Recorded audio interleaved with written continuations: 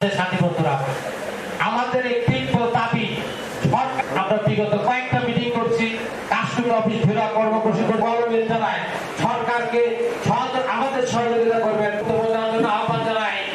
পাবনা জেলা শ্রমিক লীগের আমাদের যে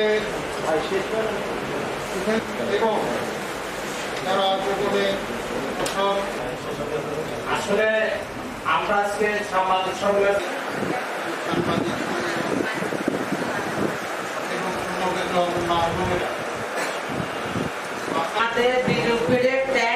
সরকারি বাড়ায়নি, ঠিক আছে।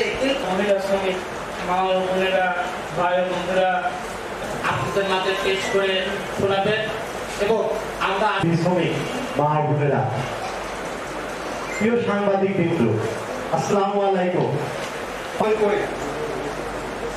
বিভিন্ন জায়গায় বাজারজাত করছে।